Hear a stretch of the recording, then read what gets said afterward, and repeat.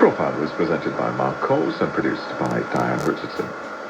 This is BBC Radio 4. Now here's the shipping forecast issued by the Met Office on behalf of the Maritime and Coast Guard Agency at 1725 on Sunday the 23rd of July.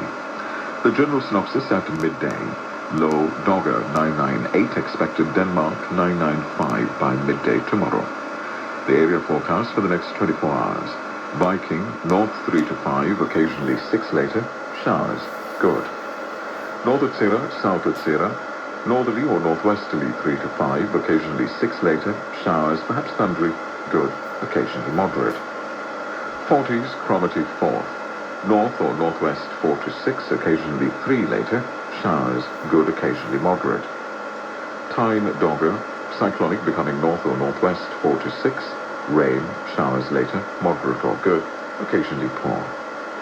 Fisher, cyclonic 3 to 5, becoming north or northwest 4 to 6, rain, showers later, moderate or good, occasionally poor. German Bight, Humber, cyclonic becoming north or northwest later 4 to 6, rain, showers later, moderate or good, occasionally poor. Thames, Dover, White, west or southwest 4 to 6, veering north 3 to 5 later, showers, perhaps thundery in South White, moderate or good, occasionally poor. Portland, Plymouth, west or southwest 3 to 5, veering north 4 to 6 later, showers, moderate or good, occasionally poor. Biscay, west or southwest, veering northwest later 4 to 6, rain or thundery showers, moderate or good, occasionally poor.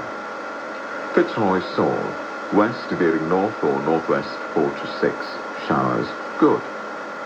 Lundy, westerly or southwesterly 3 to 5, veering northerly 4 to 6, occasionally 7 in west, rain or showers, moderate or good, occasionally poor.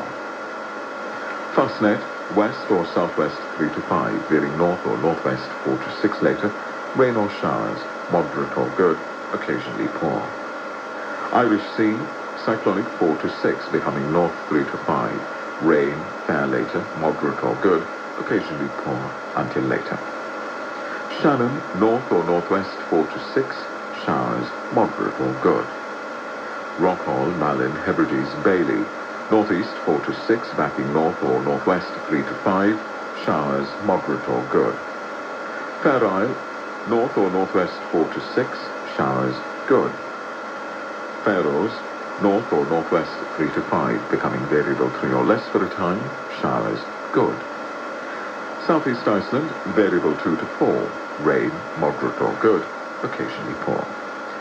And that completes the shipping forecast. Now with the general weather, here's Chris Fox. That's our BG, and today we've seen a weather front that's barely budged really across northern England in particular, and of course it's this weather front that's been bringing rain all day and has washed out the cricket with things finally poised as they were. Now overnight tonight this weather front is going to continue to be slow moving, but it is going to gradually sink southwards, so the rain becoming more extensive across Wales and the Midlands, moving into Lincolnshire and parts of East Anglia towards the very end of the night. Across southernmost areas of England, probably staying rather cloudy overnight, still with a few passing showers. For northern England, as that band of rain clears away, the skies will clear, and for Northern Ireland and Scotland, we'll have some clear spells developing with just a few showers towards the north coast of Scotland. Quite a range of temperatures overnight. For Scotland, Northern Ireland and Northern England, actually some pretty cool air working in, so temperatures will be getting down into single figures overnight, whereas to the south of our weather fronts and underneath it, temperatures will be held up at around 12 to 15 degrees Celsius, so it will be quite mild across the south. On into Monday's forecast, well, this pesky weather front that's been with us through the weekend will still be bringing outbreaks of rain. Southern Wales, the Midlands, East Anglia, southern counties of England as we start the day on Monday. It will eventually clear and these areas will brighten up. Then essentially, for the whole of the UK, it's going to be a day of sunny spells and passing showers.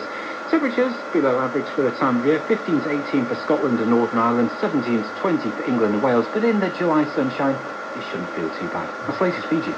Chris, thanks very much indeed. The news is next, and then the broadcaster Kate Fox is here with her radio highlights of the week.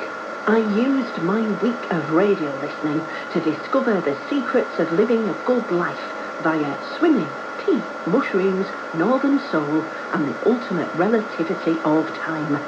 I may also have heard the voice of Banksy, but not the voice of a Geordie-speaking clock, and discovered how to be a hag and the ways in which Vladimir Putin talks like a gangster. Join me, Kate Fox, for Pick of the Week this evening at 6:15.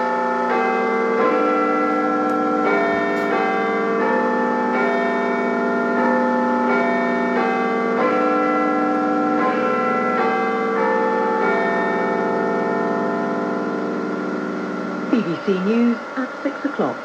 This is Lisa Costello. Good evening.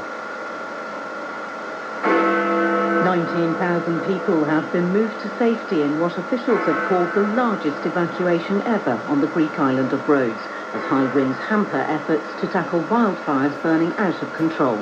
Flights and package holidays have been cancelled, disrupting the plans of thousands of British tourists. The Treasury is to warn bank bosses against closing accounts for political reasons after the row between Nigel Farage and the owner of Coots.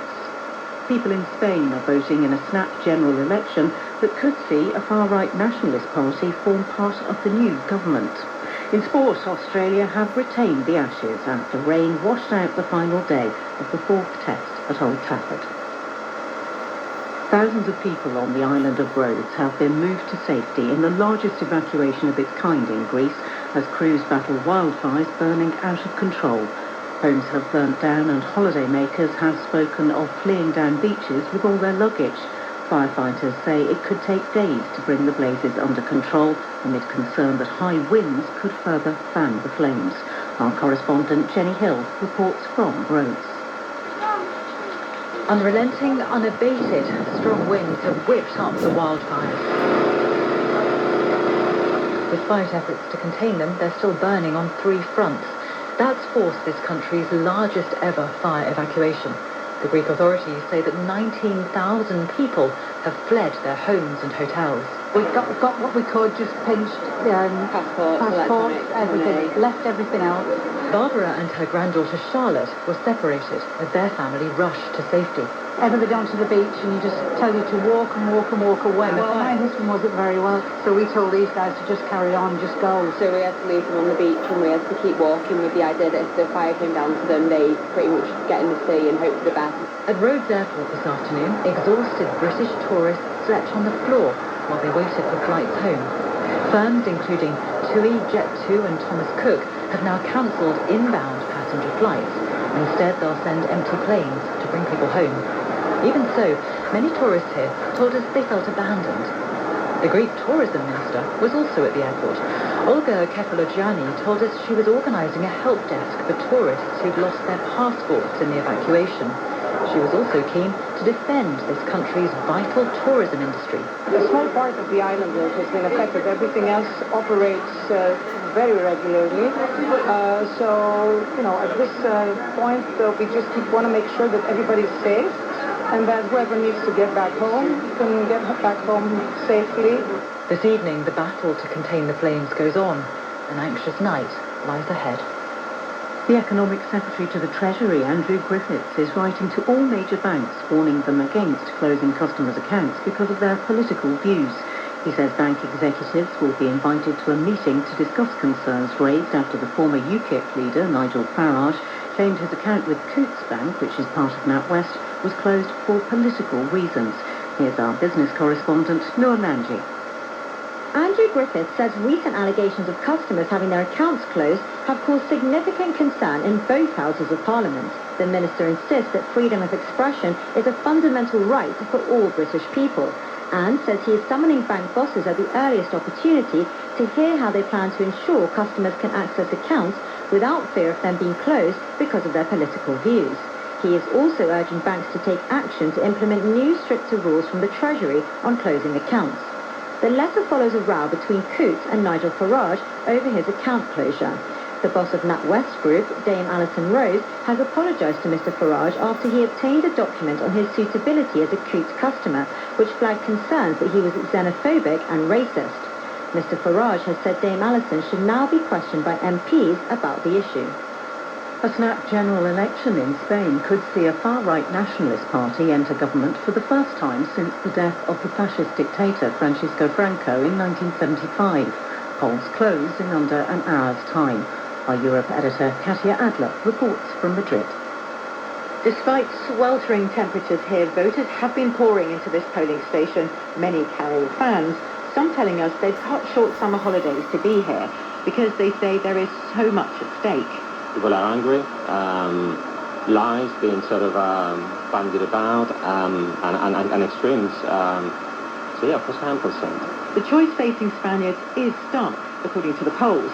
A centre-left government supported by the far left, as they've had the last years here, or a centre-right government with a far-right leader as Deputy Prime Minister. Santiago Abascal was looking confident when he cast his ballot here in Madrid today. It is time for a change of direction. It will be a heroic victory for us, whatever the result today, considering that all the media were against us. His Vox party says it defends traditional values. If Vox is successful, it'll be the first time hard-right nationalists enter a Spanish government since the end of the military dictatorship here about 50 years ago. A dangerous turning back of the clock, warn critics. Spain has become increasingly polarised, the kind of culture wars we've now seen in a number of European countries. Whoever forms Spain's next government will find it hard to unite the whole country behind them. Will they even try?